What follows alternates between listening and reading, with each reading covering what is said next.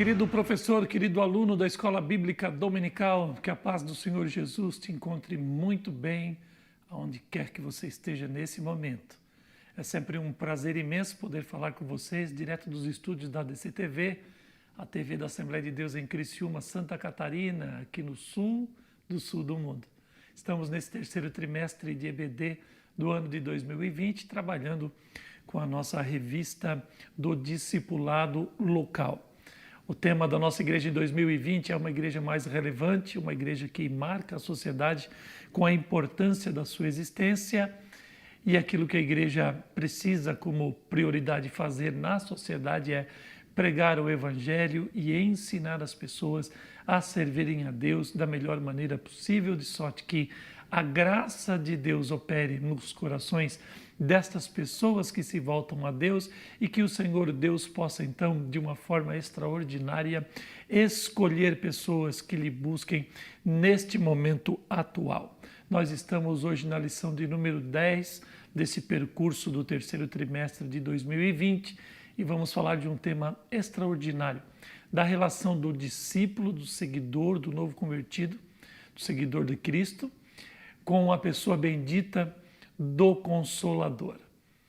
O Consolador no grego, Paráclito, é aquele que tem a missão de acompanhar o salvo, acompanhar a igreja até o dia da vinda do nosso Senhor Jesus Cristo.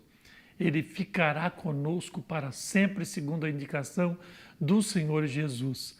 E o Paráclito é aquele que consola, é aquele que motiva, é aquele que exorta no sentido de incentivar o cristão a continuar na sua caminhada, mesmo passando por percalços, circunstâncias e adversidades, mas em Cristo, firmado em Cristo, plantado em Cristo e com a esperança da vida eterna, no mundo ele terá aflições, mas com o auxílio do Santo Consolador, do bendito Paráclito, o crente tem a oportunidade de ser ministrado por Deus, assim como Jesus foi ministrado no deserto, assim como Jesus foi ministrado lá no Jardim das Oliveiras, quando ele orava e passava por extrema angústia. Essa é a missão do Espírito Santo, promover ânimo, vida, vigor, renovo na vida do crente, para que ele possa estar sempre na presença de Deus. Louvado seja o nome do Senhor. Nós então temos aqui o texto de João 14, 26, que é o nosso texto de ouro para o próximo domingo. Mas aquele Consolador, o Espírito Santo, que o Pai enviará em meu nome, ele vos ensinará todas as coisas e vos fará lembrar de tudo quanto eu vos tenho dito. Então esse é o ministério do Consolador.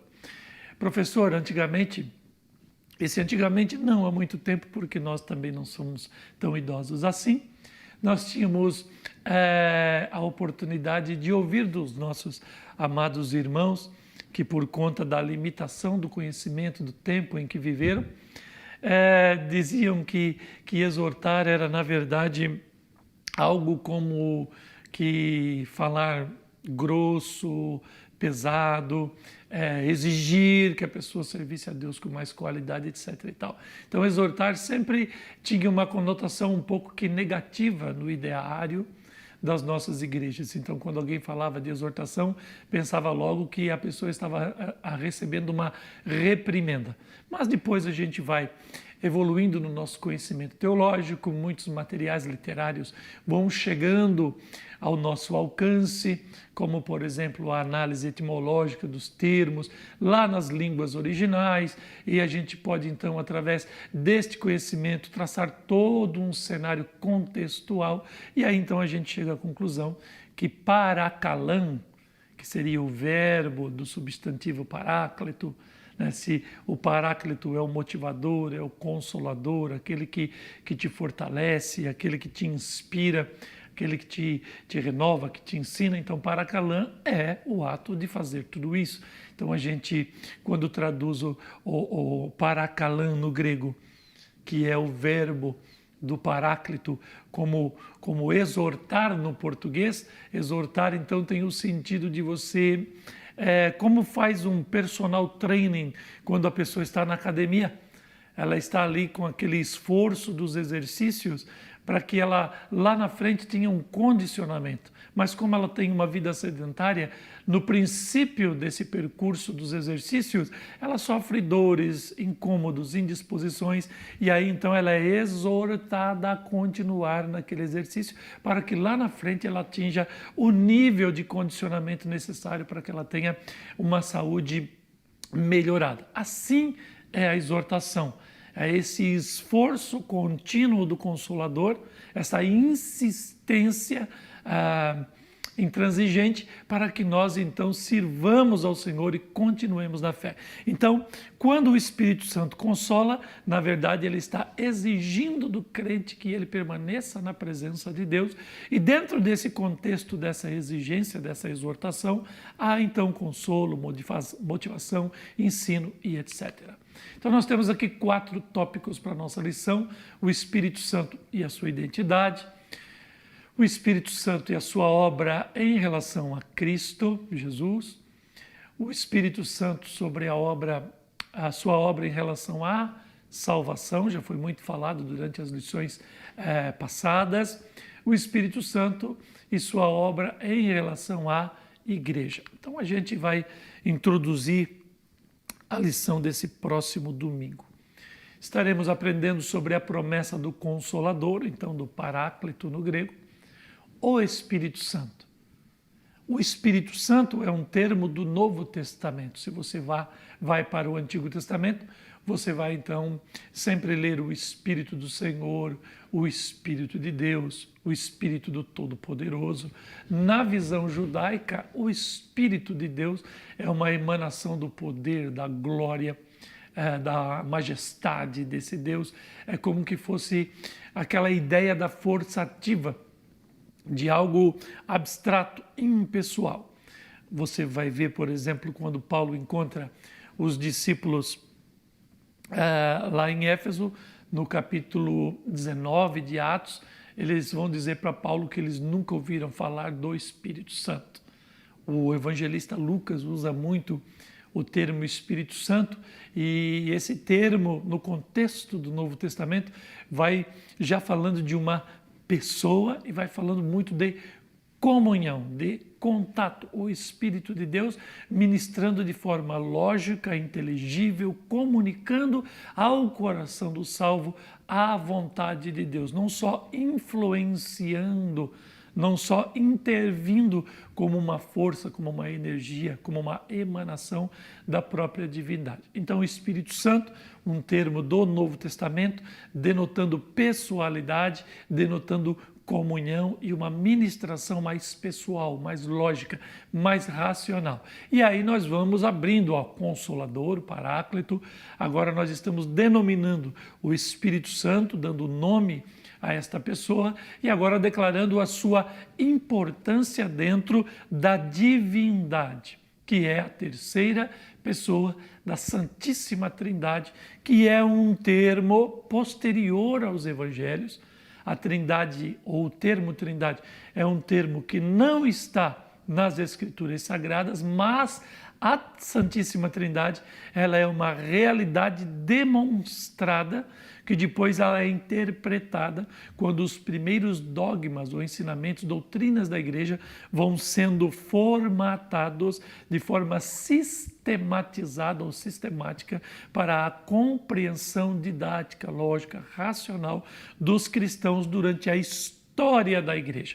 Então não é porque o termo Santíssima Trindade não está registrado nas páginas da Bíblia que a própria Trindade ali não está. E quando nós vamos falar de Trindade, não estamos falando de 3 deuses, estamos falando de uma divindade. Até porque no Antigo Testamento o termo Elohim é um termo em hebraico que vai falar então de uma unidade composta, de uma divindade única, de um Deus apenas, que na sua eternidade, que na sua natureza, que na sua substância, subsiste em 3 pessoas dentro da mesma substância. E é o texto bíblico de Gênesis a Apocalipse que vai nos mostrando, que vai então nos dando pitadas de conhecimento no desenvolver da narração bíblica, de que a divindade ela tem essa composição de pessoas dentro de uma só substância. Por exemplo, quando ele vai criar o homem, ele vai dizer, façamos. Na Torre de Babel, ele vai dizer, desçamos. E aí então você vai ver depois Cristo dizendo, batizando-os em nome do Pai, do Filho e do Espírito Santo. De sorte que quando você vê no batismo de Jesus sendo batizado, você vê o Filho de Deus esvaziado e encarnado na pessoa de Jesus, o homem. E aí nós temos a voz no céu de Deus, o Pai, e nós temos então o Espírito Santo na forma, na representação de uma pomba branca, falando de santidade, de pureza, dessa celestidade do Espírito Santo descendo sobre a vida de Jesus. Alguém vai dizer assim, mas Deus ele é onipresente, ele está em todo lugar, e esse texto ele não finaliza a discussão da Trindade. Ora, a discussão sobre a divindade, ela é infindável, ela é infinita. Há uma infinitude, você não esvazia Deus em termos humanos, lógicos e racionais. É impossível. Nós vamos vendo textos que vão revelando e a gente, por fé, vai então estabelecendo uma doutrina ou um dogma. Mas veja, lá no batismo de Jesus, especificamente falando desse termo, Paulo lá na frente vai dizer que aos Filipenses que Jesus é o Deus que se esvazia. Então ele está preso ao tempo e ao espaço, ele está esvaziado, como diz Paulo a Timóteo também, pelo grande mistério da piedade. Então nós temos uma das pessoas da divindade esvaziada, presa ao tempo e ao espaço, e ele não está nesse momento, o Filho, exercendo a sua onipresença. Ele está esvaziado da glória divina, mas não dos atributos de Deus. Ele é Deus que está ali 100%, mas naquele momento ele, por esse mistério da piedade, está esvaziado. Deus está no céu e o Espírito Santo transitando entre o céu e entre a terra. Então nós vemos três pessoas, não uma pessoa que está como que num teatro, encenando uma peça e ele está de modo a representar-se no Pai, no Filho e no Espírito Santo ali. Não, há uma realidade de três pessoas que habitam dentro da mesma substância, são um só, e é um grande mistério que é inexplicável. E aí então Jesus confirma isso quando ele vai indicar que o batismo seja feito em nome do Pai, do Filho e do Espírito Santo. E o próprio apóstolo Paulo, quando ele vai então encerrar uma das suas epístolas aos Coríntios, ele vai dizer que a graça do nosso Senhor Jesus Cristo, o grande amor de Deus e as consolações do Espírito Santo sejam com todos. Então ele indica as três pessoas da Trindade. Então quem é ele? Que relação com o Espírito Santo podemos ter? Qual sua atuação e influência? Guarde essas duas palavras. A atuação, só quem atua é quem tem personalidade ou assume algum papel, ou a influência. Então, a atuação da pessoa, ela de certa forma gera resultados, às vezes negativos e positivos, mas no caso do Espírito Santo, sempre positivos, com a intenção de salvar o ser humano sobre as nossas vidas. Entre outras questões, serão estudadas nessa aula. Então a gente vai rápido, porque senão a gente deixa o vídeo muito longo. Então, o primeiro tópico, o Espírito Santo, sua identidade, o Espírito Santo e a Trindade. A gente já deu aqui uma bela introdução sobre a Trindade. Já disse que o termo não está expresso na Bíblia, mas a realidade dela, ela está. E aí, então, aqui vai dizendo que apesar de não existir na Bíblia a doutrina, no entanto, o termo se refere, é real nas Escrituras. E aqui, então, nós vamos vendo no finalzinho do texto desse tópico, dizendo que, de acordo com a Bíblia, o Espírito Santo possui características e atributos divinos como A, eternidade, B, onipresença, C, onipotência, de onisciência, nomes divinos, como está ali em Atos, 2 Coríntios e etc.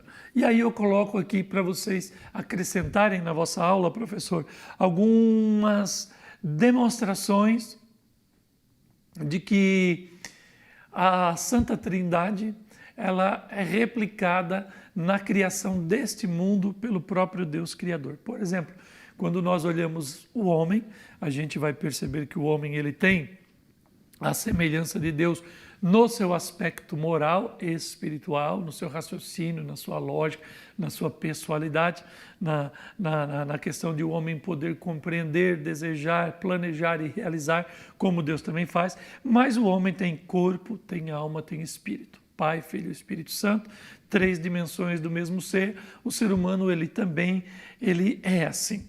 Aí nós temos, por exemplo, na música, a gente tem ali o ritmo, a harmonia e a melodia. Olha que coisa interessante. E a Bíblia diz que Deus habita no meio dos louvores. Os louvores, eles são ritmados, eles têm harmonia, eles têm melodia.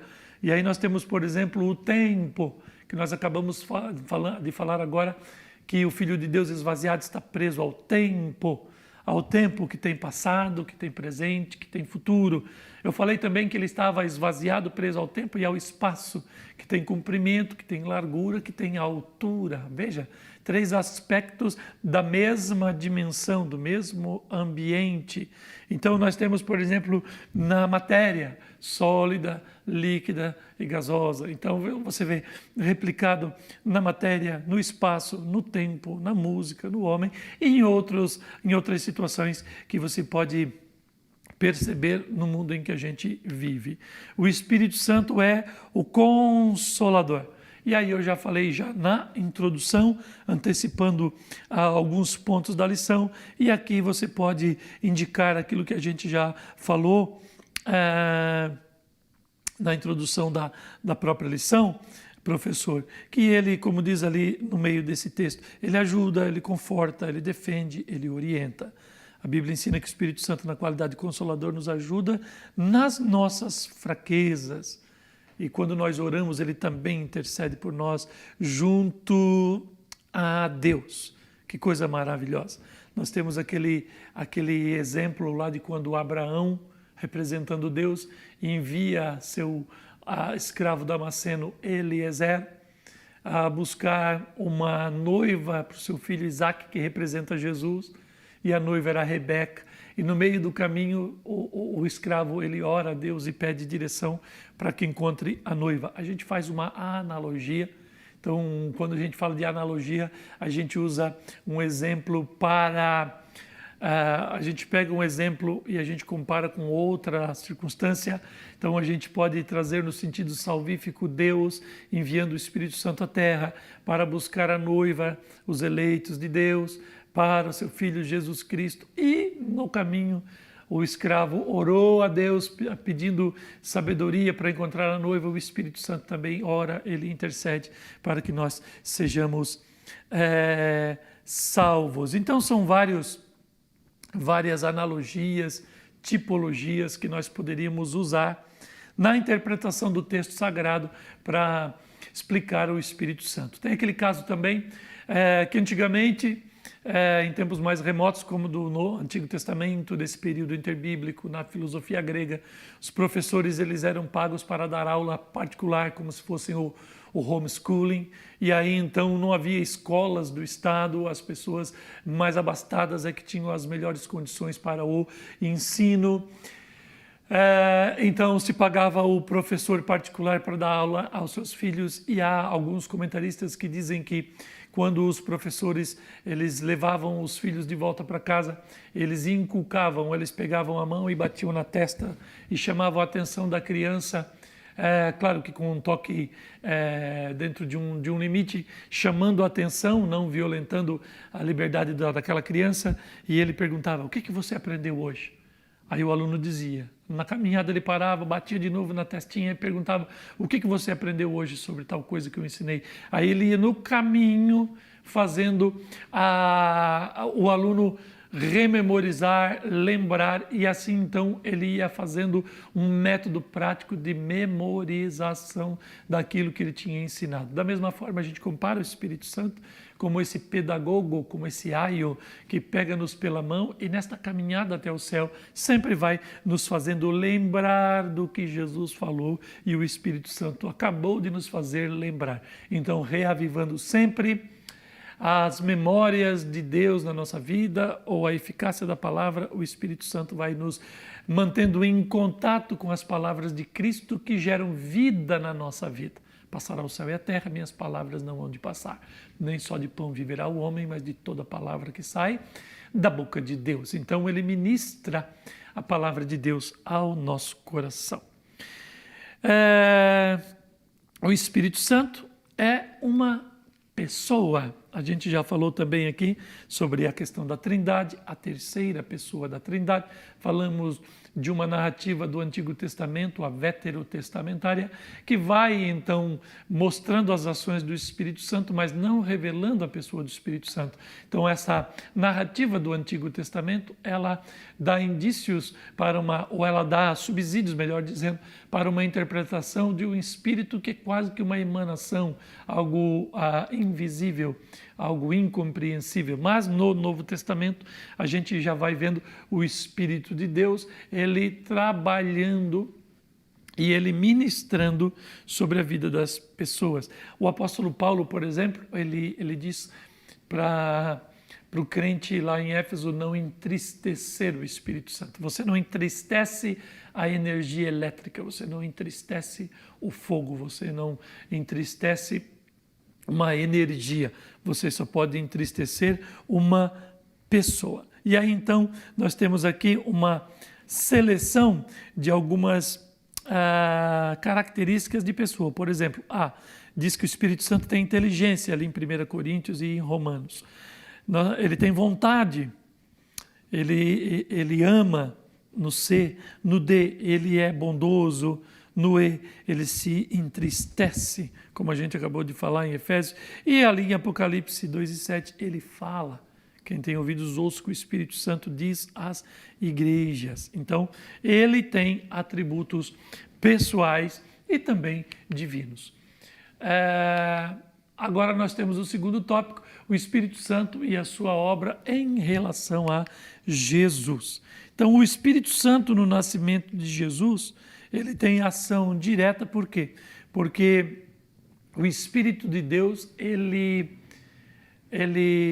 fecunda Jesus no ventre de Maria. Ele concebe Jesus no ventre de Maria sem que ela tenha, então, um contato sexual com José. E ele no C ali, ministra sobre Simeão, que é um idoso que tem o testemunho do Espírito Santo que ele não morreria sem que ele visse o Salvador de Israel, e ele teve a honra de apresentar Jesus no templo. Então você vê o Espírito Santo trabalhando na concepção de Jesus e preparando o ambiente para que Jesus então fosse recebido e se desenvolvesse como homem no meio dos seus contemporâneos.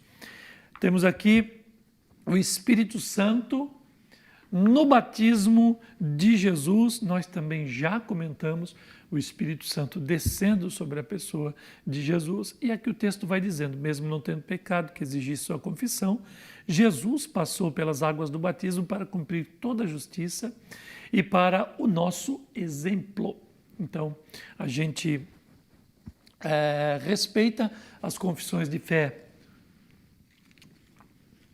católica e também as reformadas, da Reforma, que se utilizam do pedobatismo, que seria o batismo de crianças, mas nós preferimos ir mais além do que conceitos históricos, circunstanciais, momentâneos que eles estavam vivendo na época da Reforma, da Igreja Católica, etc. E nós vamos para o texto bíblico para viver o tudo e o melhor de Deus nas nossas vidas. E o batismo original expresso nos evangelhos é em águas e por imersão. E aí Jesus nos dá o exemplo, mesmo não tendo pecado, de que nós precisamos passar pelas águas do batismo. Ou seja, no momento do batismo, sobre quem ele visse descer o Espírito Santo, é a revelação de Deus para João. Então, o Espírito Santo, no momento do batismo de Jesus, deu testemunho para João de que ele era, de fato, o Salvador do mundo. E aí ele dá início ao ministério de Jesus a partir daquele batismo. O Espírito Santo no ministério público de Jesus. Por ministério público de Jesus, nos referimos a tudo que ele fez e ensinou enquanto estava na terra. Então você vê lá em Lucas 4:1, Jesus entrou na sinagoga e disse que o Espírito do Senhor Jeová, o de Yahvé, do Cúrios, do Todo-Poderoso, daquele que é, estava sobre ele. E ele estava então agora ungido para pregar o evangelho aos pobres, anunciar o ano aceitável do Senhor, etc, etc e tal.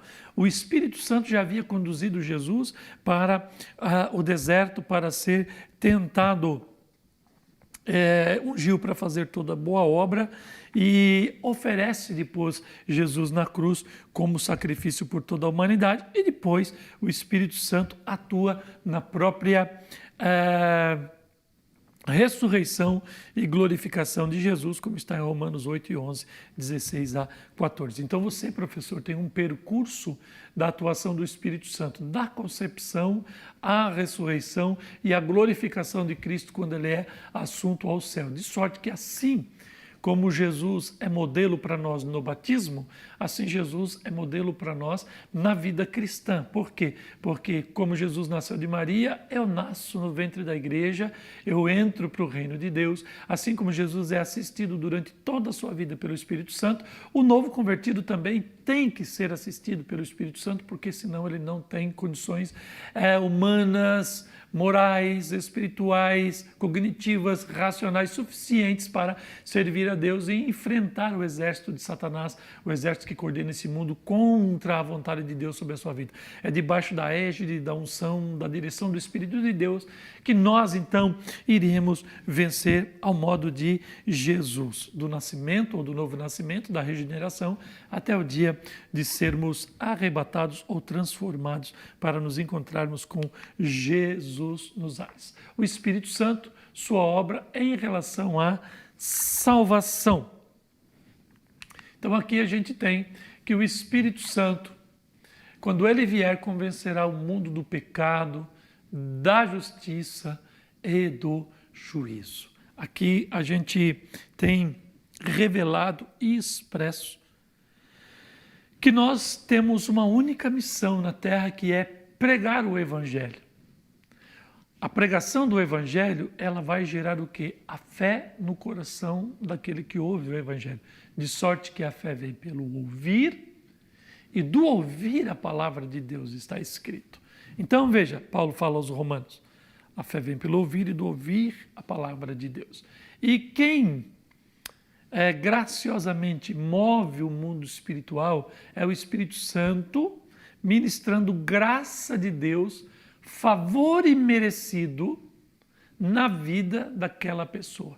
O homem por si só não tem condições de crer, de vir a Deus e de salvar-se. Esta é uma obra que Deus faz através da graça. A graça que é manifestada trazendo salvação a todos os homens. O homem não pode chegar a Deus sem a graça. E a maior definição de graça é favor imerecido. E veja, a gente precisa esclarecer algumas coisas aqui. O que seria favor imerecido? Alguém diz que o favor imerecido é um favor daquele que pode, então, nos prestar o favor, que no caso é Deus. Então, Deus ele nos dá o favor imerecido. Mas o que isso realmente significa? Você pode fazer caridade e você pode auxiliar uma pessoa que está precisando da sua ajuda. Então, você vai lá e dá uma graça ou uma dádiva. Agora veja, favor imerecido é quando a pessoa que está recebendo, ela fez algum agravo a você. E quando eu falo agravo, você pode pensar em várias situações. A você pessoalmente, a sua filha, a seu filho, a sua esposa, o seu comércio, enfim, uma pessoa que faz algo terrível contra você e você mesmo assim a recompensa com a dádiva do perdão, da graça, da salvação, da libertação. Então esse é o favor imerecido, não é somente dar o presente, mas dar o presente a quem te ofendeu. Nós ofendemos a Deus, estávamos mortos dos nossos delitos e pecados. Ofendemos a Deus dia e noite com as nossas iniquidades e pecados. E mesmo assim, Deus ele nos revela o seu amor através de graça, uma graça incondicional, uma graça intransigente, ou seja, uma graça teimosa, que vai atrás do pecador oferecendo condições de que ele se salve para que ninguém se perca. Então veja, a graça é a que move toda essa situação. E o Espírito Santo, com graça, ele vai convencer o homem do pecado, do seu pecado em si, né? Porque muitas vezes a pessoa está caída no seu pecado, ela está morta em delitos e pecados, numa das figuras que Paulo vai usar, mas ela é morta, mas continua a pecar, ela está pecando. E aí há o conceito da depravação total, de que o ser humano realmente ele é pecador por completo. E há também aquele texto de Paulo que diz que todos pecaram, destituídos estão da glória de Deus. Então, falando de um pecado original que contamina toda a humanidade. Mas o ser humano, ele não é totalmente ruim. Jesus ele vai dizer assim: vocês sendo maus, vocês sabem dar boas dádivas aos vossos filhos. Nós poderíamos ser muito piores ainda, mas a própria graça de Deus ela vai intervindo em nossa vida para que a gente não possa ser totalmente mal como poderíamos ser. Então eu vejo a graça de Deus trabalhando do nascimento de cada ser humano até a última instância para que ele então reconheça o senhorio de Cristo sobre a sua vida e ele entenda os efeitos do pecado, não como obras, eu não mato, eu não roubo, eu não faço isso, não falo da vida de ninguém, mas a vida é muito mais do que somente isso. Então quando o Espírito Santo convence o homem do pecado, é algo muito mais além do que simplesmente alguns atos que são exemplificados como pecado na vida das pessoas. É um estado, é uma situação de vida, é a forma em que a pessoa se encontra. E só o Espírito Santo pode convencer o homem, então, do seu pecado. E então a consequente justiça por ele estar assim. Veja que há pessoas que têm um padrão moral até excelente, mas não nasceram de novo, não fazem parte da igreja, não têm seus nomes escritos no livro da vida. E nós temos exemplos ali como de Cornélio, por exemplo, na Bíblia Sagrada, aquele moço de qualidade que a Bíblia diz que Jesus o amou. Jesus o amou, mas não salvou. Por quê? Porque ele não aceitou a graça de Deus. Já Cornélio fazia esmolas, era caridoso, generoso, ele atingiu o coração de Deus e a graça veio operar na vida de Pedro, trazendo Pedro até Cornélio e aquela família inteira se salvou. Então, pecado, justiça e o consequente juízo é algo que só o Espírito Santo esclarece no coração, na mente e na alma do pecador. O Espírito Santo regenera o pecador. Então o Espírito Santo está lá no começo do mundo e o Espírito de Deus pairava sobre a face das águas. Alguns hebraístas vão dizer que aquele pairava no hebraico vai falar como que de uma galinha que choca seus ovos. Jesus usa essa linguagem quando fala de Jerusalém. Quantas vezes eu quis te atrair para mim como uma galinha coloca debaixo de si os seus pintinhos, e naquele chocar o mundo sem forma e vazio, no princípio o mundo era sem forma e vazio, o Espírito Santo pairava sobre a face das águas. Aquele pairar é como que estivesse chocando os ovos para gerar vida. Então ele está no começo, na criação do mundo, ele está gerando Jesus no ventre de Maria, ele está gerando o salvo para Deus. Então, quando ele regenera, esse prefixo re, ele está falando de uma repetição, de novamente gerando vida sobre a pessoa. Nasceu da mãe, da carne e do sangue, da vontade humana, mas agora ele nasce para Deus e é o Espírito Santo que faz esta obra. O Espírito Santo e as bênçãos da salvação. Quando a gente fala de salvação, a gente vai falando já de uma condenação que é cancelada. E no imaginário das pessoas que não têm Deus, elas pensam que a salvação vai se definir lá no futuro. E há quem creia ainda que pode ser salvo pela repescagem, que vai para o purgatório, porque não foi tão ruim assim, e aí de repente ele é expurgado no purgatório e depois ele consegue a salvação lá na frente. Não, mas ao homem está ordenado morrer uma só vez. Depois disso vem o juízo e a salvação se define nessa vida enquanto nós estamos ouvindo a palavra de Deus e somos ministrados pelo Espírito Santo através de graça. Uma graça que busca o arrependimento do homem para que então ele seja de fato regenerado. Agora nós temos o quarto ponto aqui da nossa lição, o Espírito Santo e a sua obra em relação à Igreja de Deus. Então veja, a gente tem aqui no texto, no primeiro subtópico desse tópico da lição, que é o quarto e já é o final, nós temos aqui na parte A o Espírito Santo equipando a igreja. Então veja que Deus tem dado dons espirituais, dons carismáticos, que são frutos da graça de Deus para a igreja, que são talentos distribuídos pelo Espírito Santo aos membros do corpo. Ele vai então dando capacidades. E nós temos aqui em 1 Coríntios 12, 8, 9 e 11, uma lista de vários dons espirituais que Deus tem dado à igreja. Tem aquela passagem clássica ali de Efésios 4 e 11, que Deus tem dado de forma geral, né, não falando de dons, mas falando de posições ministeriais, vamos assim dizer, tem dado apóstolos, pastores, profetas, evangelistas, pastores e mestres. 5 categorias de dons do Espírito Santo para que a igreja, então, ela seja edificada, seja fortalecida, seja ministrada por Deus. Os apóstolos com muita autoridade, os profetas com mensagens pontuais e apontando direção, os evangelistas com a capacidade da eloquência, do convencimento através da pregação do evangelho, os pastores, como está aqui na minha mão, aqueles que fazem a aliança entre a igreja e Deus, e nós temos aqui os mestres, que são aqueles que têm a capacidade de abrir os ouvidos e chegar mais dentro, permitindo que a mensagem de Deus chegue lá.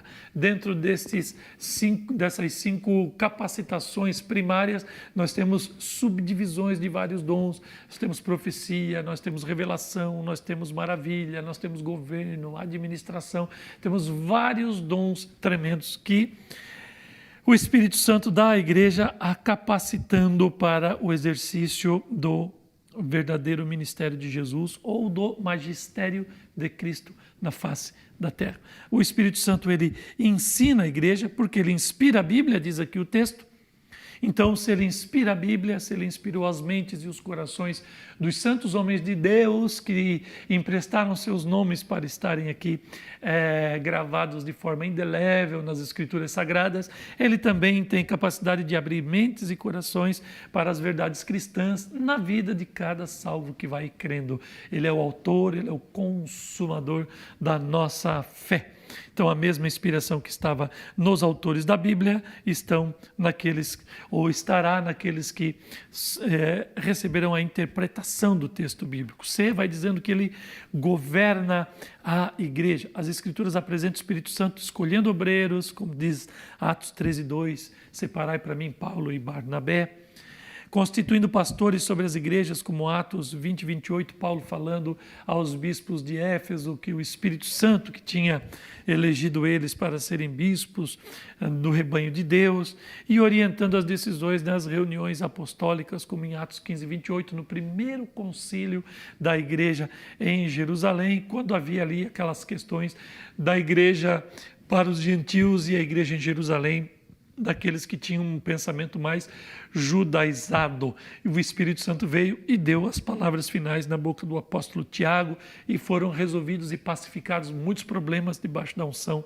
e autoridade do Espírito Santo. Então ele também orienta nas decisões da igreja. E aqui nós temos o cristão e o fruto do Espírito, não são frutos do Espírito.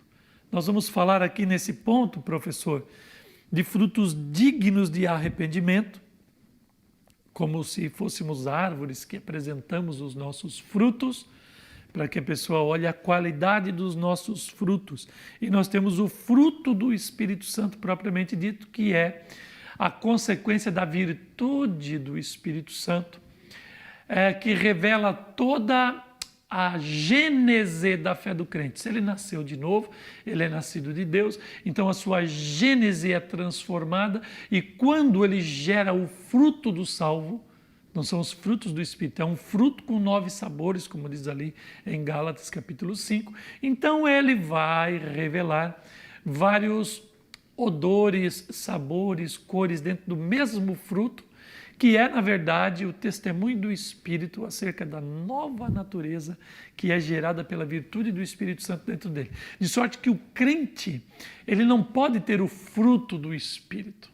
É o Espírito que coloca essa natureza dentro do crente e conforme ele vai sendo desenvolvido pelo Espírito Santo na sua caminhada de fé, o fruto, consequentemente, naturalmente, ele é revelado na vida do cristão. Então nós temos aqui o fruto do Espírito de Gálatas 5 como a virtude do Espírito Santo na vida do crente e nós temos frutos dignos de arrependimento como testemunho de que eu nasci de novo. E aí então eu tinha uma vida pregressa e eu renuncio a essa vida pregressa e isso é um fruto digno de arrependimento. Eu não pratico mais as velhas coisas do passado.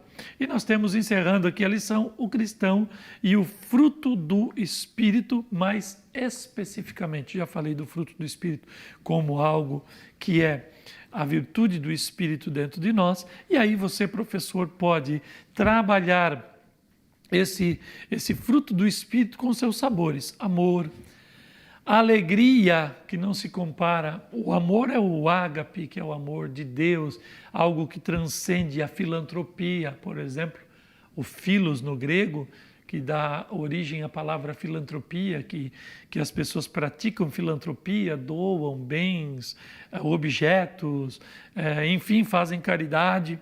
Né? O amor de Deus é algo que transcende, ele é muito maior do que isso, vai falando de uma relação do salvo com Deus. A alegria não é uma emanação ou uma efusão de sentimentos momentâneos. Ele ganhou na loteria, ele está feliz porque é o dia do seu pagamento, ele está feliz porque ele ganhou uma roupa nova, um presente. Não é dessa alegria que o texto está falando, é a alegria do salvo, de saber que está salvo, e isso não tem picos, não tem momentos, mas é perene e caudaloso, como um rio que nunca seca, e ele é forte nas suas correntes de água. Paz, que é algo também que é diferente de pura felicidade. Longanimidade, que é essa capacidade de você, dentro do tempo, permanecer feliz, ou alegre, pacificado e etc.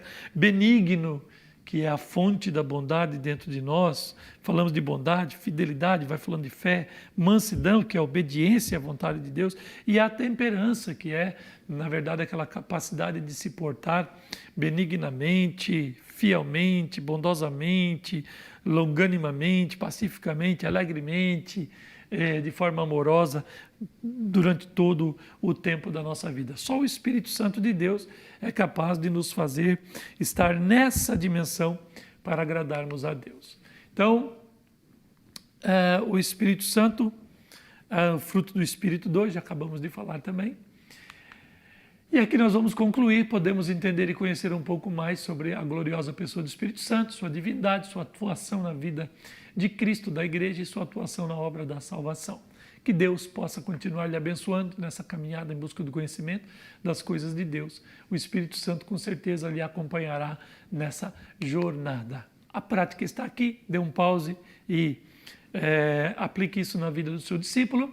E aqui estão as pessoas envolvidas nesse projeto, das quais pedimos que você ore, que você interceda e que você peça a Deus por cada um de nós que estamos aí supracitados. Que Deus abençoe, que Deus te guarde. Até a próxima aula, em nome de Jesus. Uma boa semana a todos. Na escola do